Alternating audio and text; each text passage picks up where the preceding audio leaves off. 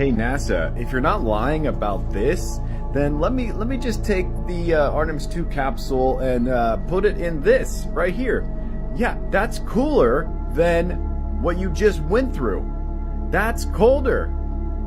So if you could do this, then you easily can get dunked into this for about 5-10 minutes. Let's put it to the test. Let's put the Artemis 2 metal heat shield to the test. Let's put it in there for 5-10 minutes. Yeah. Why not? Let's see what happens. Just want to let you guys know that the people who control this world, they collectively sit down and laugh at how stupid most people are. Now, this unofficial rocket travels 3,200 feet per second. And then we have this NASA rocket that travels apparently 56,000 feet per second. What looks like it's going faster, guys? Like, tell me that. Literally nothing that we observe and see with our own eyes lines up with what NASA tells us, with what the Satanists tell us. None of it. Space is not real. All of our ancestors knew this. They knew that if you go up high enough, you'll hit the firmament. That's why any unofficial launch to space that wasn't by NASA went straight up and hit the firmament. You can't go past the firmament. You can't go to space. There is no space. And the deception is just so blatantly obvious. Oh, hell. So did Elon Musk actually hit the firmament? Y'all check this out. So there they go. There they go. And the guy in this video was talking about how when man-made things explode or anything like that, it's black smoke, right? Check this out. Let's course correcting and... Uh-oh. Have you ever seen anything explode that does that? What did it hit up there, y'all? I don't know. Leave in the comments. What do you think? What did it hit? NASA shuts off instrument on Voyager 1 to keep spacecraft operating. That thing is 15 billion miles away. Or at least that's what they say. They're just gonna press a button that's just gonna throw it into low power mode real quick. They said this thing was launched in 1977. It's 50 years old. And now because they need a believable excuse for how something 50 years old is still just chugging along. Like, oh, we're just gonna put it in low power mode so it can keep going and keep feeding you guys information. And pictures that aren't real so we can see just how many of you we can fool. Their plan is to conserve energy by shutting off heaters and instruments while making sure the spacecraft doesn't get too cold that their fuel lines will freeze. In a place where it's negative 455 degrees. And this is an official photo from NASA of Voyager 1. How the hell do you get a close-up picture of something 15 billion miles away? And not just once, several pictures in different locations. They can zoom into this thing 15 billion miles away, but for some reason they're not able to zoom into the supposed flag that's on the moon. If you can get this picture, there is zero reason why you wouldn't be able to get a picture of the flag. And all the sheep are like, oh, well, that's not how telescopes work. Like, the moon is really big and the flag is small, so it's impossible to zoom in that close to it and find it. Okay, so then explain this. Let's go, guys. They're going to restock the ISS. Here you go. Check this out right up here. So they're going to send a restock craft to the ISS to fill it full of all the goodies and snacks and Nutella that they absolutely love. So NASA, just do us all a favor and just prove once and for all by strapping a camera to it. Let us see live, non-doctored footage. Just put a camera on it. Let's see it go towards the ISS. Let's see the Earth spinning. Let's see all of that stuff. No CGI, no green screen, no editing. Put a live camera on that craft. You do that and we all just sit back and go, it's actually all real. If this does not solidify the fact that we have never been to the moon, I don't know what else does. Because it's been 60 years. Right. We have cars that drive themselves. We almost have, or we do have quantum computing. But we landed on the moon, played 9 rounds of putt-putt, stuck a flag, grabbed some moon rocks, took a couple flicks, and then launched back off that back when there wasn't even a cell phone. And now we have fully autonomous cars, AI that knows everything. We've robots. We've robots. We have everything. We have essentially everything your mind can imagine. And it's been 60-something years, and we are not landing on it. Ask yourself why. I'm telling you right now, we've never been on the moon. We've never been on the moon. And for anyone that thinks we have, God bless you. I call it naive. You can call it what you want. It's crazy how people need no proof to believe a lie, but they need countless proof to accept the truth. And that's exactly how the system likes it. They build the lie big, shiny, comfortable, a story you can swallow without chewing. But the truth? Oh, the truth comes with sharp edges. It cuts through the script they spent centuries writing. People don't reject truth because it's wrong. They reject it because it threatens the world they feel safe in. And the ones in charge know this. That's why every real truth gets buried under noise. Fact checks, experts, panels, distractions, all of it designed to make you question yourself before you ever question them. They don't hide truth behind locked doors. They hide it behind your own doubt. But here's the thing they fear the most. Once you see the pattern, you stop asking for permission to believe what you already feel in your bones. You stop needing their proof. You start trusting your own mind. Because a lie only survives when people defend it blindly. If a rocket like Artemis 2 really shoots into space, why does it bend away, slide across the sky, and then just fade out of sight instead of going straight up? And here's the part most people never stop to ask. Where does the giant launch vehicle actually go after that moment? Because if you think you already know the answer, wait. The next few seconds might flip that feeling. You came for a simple question, but by the end of this, you might not look at launches the same way again. Watch any rocket launch from the ground. At first, it looks perfect. Loud engines. Fire blasting down.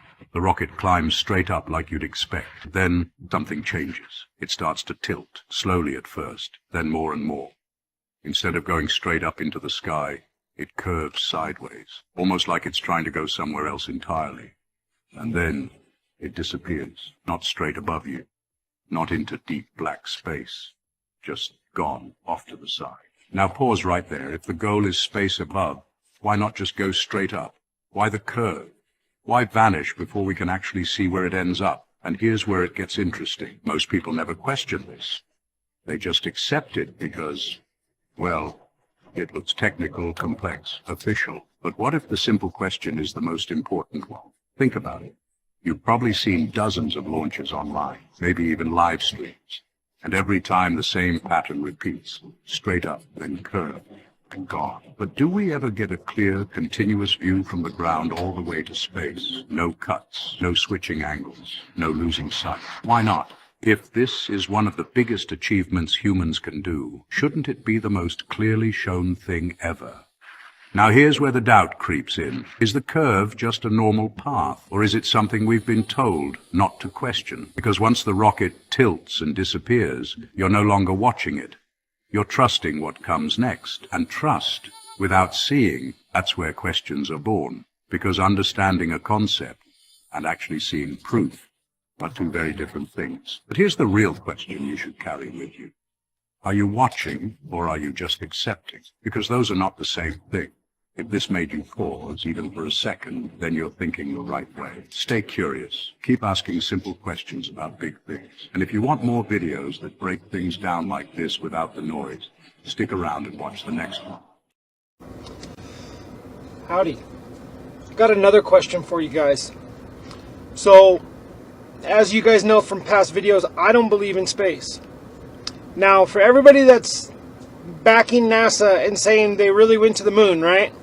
Let's switch this over to the sun, okay? So the sun is supposedly 93 million miles away. It's supposed to be way bigger than Earth, all this stuff, right? But it's a ball of fire, gas and fire, right? So if there's no atmosphere and there's no oxygen in space, wait a minute, there's no oxygen in space. So how does the fire stay firing? How is it still on fire? Right? If we're in space, in a vacuum, and there's no oxygen, how is there still fire? And this is one of those, oh, you don't understand it, so it must not be real. No, it's common sense. If I take a fire and I cover it with a bowl or something and cut the oxygen off, it turns off. So why doesn't our sun turn off? right? So there's a bunch of arguing points that I have to disprove whatever you guys have. So please fill me in the comments and let me know. We'll see who wins this debate. Think about it. Pilots fly for thousands of miles and never once dip the plane's nose down.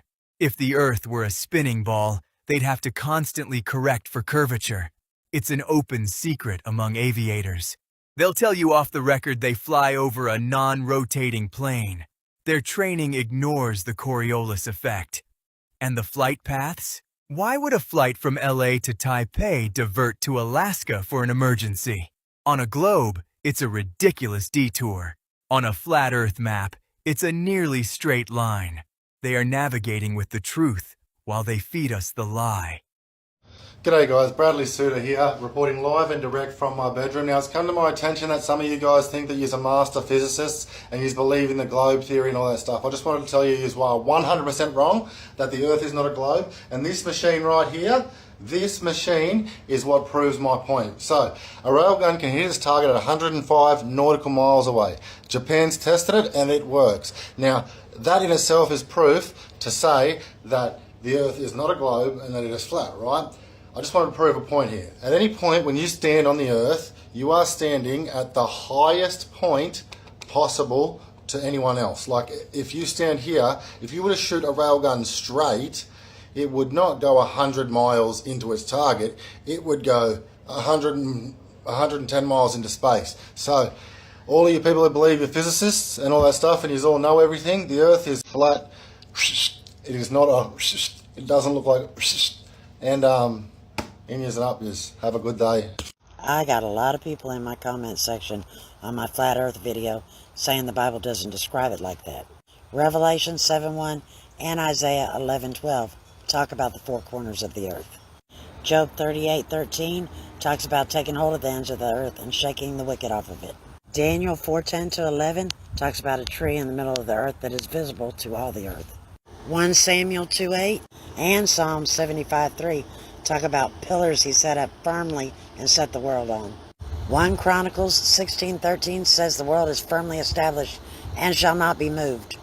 Psalm 104:5 says the foundations of the earth shall not be moved forever. In Joshua 10:12-13, Joshua asked the sun and moon to stand still, so the sun stood still and the moon stopped. So if we're on a globe and really spinning, why didn't Joshua ask the earth to stand still? Instead he asked the sun and moon, which means they're moving and we are not. And these are just a few of the verses that describe it. There are plenty more. I love you. God bless you. Respectfully, how did you even miss this? In Genesis 1:6, it was God's second day making earth, alright? And God said, let there be a firmament in the midst of the waters, and let it divide the waters from the waters. And God made the firmament which divided the waters which were under the firmament from the waters which were above the firmament. Space is not real, guys. Is the earth a globe that is spinning on its axis while the moon orbits around it, both of which are orbiting around the sun, and all of which are traveling through space at almost 500,000 miles per hour? Or is the earth a stationary, flat level plane that is covered with a dome firmament? We're going to talk about flat earth today, and I'm actually going to go about this video a little differently because I know how sensitive of a topic this is. So we're going to first look at what we were all taught, what NASA says about the earth, about the sun and the moon, about the orbits, about the speed, the lighting of the sun and the moon, and everything, the basics of what we were taught. And then we're going to look at what the Bible says, and we're going to compare and contrast. I am going to provide my opinion based upon what the Bible says, but at the end of this video, I want you to draw your own conclusions. This is a topic that you have to seek out on your own. You have to study it, you have to research it, and you have to want to know the truth. Nobody can tell you flat out, this is how it is. You have to seek that information on your own. I also want to remind everybody of something before I jump into this. We have been lied to, y'all. That is a fact. One example is our history. We were never taught our true history. We were never taught about the giants. We were never taught about the Nephilim. We were never taught that the half human, half animal gods actually ruled and physically walked this earth. We were taught that they were just mythology. We were taught they were just folklore. Why? Because our true history proves the Bible. This is Satan's world. We live in Satan's domain. What does that mean? He has infiltrated our world. Yeah. It's dedicated to the truth seekers. The ones living below the firmament knowing the deal. It's all good, baby, baby. Check. Yeah. It was all a dream, I used to read NASA tales. Apollo and Artemis, Hollywood veils. Posters on my wall every Saturday night. Watching them stage the moon landing in plain sight. I let my tape rock till my tape pop. Smoking herb in the basement watching CGI flop. Way back when I had the red and black lumberjack, singing through the fraud like a laundry rack. Biggie! Biggie, biggie, biggie, can't you see? This Artemis mission trickery. They cast in a spell from a hollow chrome. All the masses just follow the tone. Yeah, NASA's a cartel, Artemis is a hype. Selling CGI dreams at $1 trillion price. No boots on the soil, just fighters in the room. Another Hollywood reboot, a high budget tune. They're guarding the dome while they pickpocket the core. NASA's just a beater and we're kicking down the door. Nixon had a landline straight to the moon, but Artemis buffering, man, it's all a cartoon. The cool mocking openly, farcical and free. Sex, magic, and parson, seeking out the glee. Luciferian doctrine spells casting a hex. Mach 39 entry, check the numbers next. 6 million on the path, witch doctor math. I see through the vents in the inflatable path. Check the wires, wake up. Check the flicker. Wake up. The screen is a cage and the tension is thicker. The tether to the rafters, puppets on a string. Zero G theater of a Hollywood wing. The horizon is flat, the water is level. It's a vault, it's a dome, and we're fighting that devil. Wake up! Wake up! Hey! Wake up! NASA's a cartel, Artemis is the heist. Selling CGI dreams at $1 trillion price. No boots on the soil, just fires in the room. The flat Earth map dates back over 1,000 years. This map is credited to being created by a Persian astronomer. His name was Al-Biruni and he lived between 973 AD to 1048 AD. It's the official map of the United Nations and also the United States Geological Survey. It used to be present in many places before the creation of NASA and the Antarctic Treaty in 1959. Here you see it with Admiral Byrd. This map has been restored by Dmitry from Russia with suggestions of mine, Idialenkar. Known by my YouTube channel Flat Earth Banjo, I asked Dmitry to include the Bermuda Triangle and Point Nemo, a place deep in the Pacific where NASA buries rockets. Then Robert Tozzi, a professional mapmaker, came along and enhanced the map even more. There are many people now selling this map online, but if you could order it from my online store, I would greatly appreciate it. Visit my online store now and order one of the items. I humbly thank you.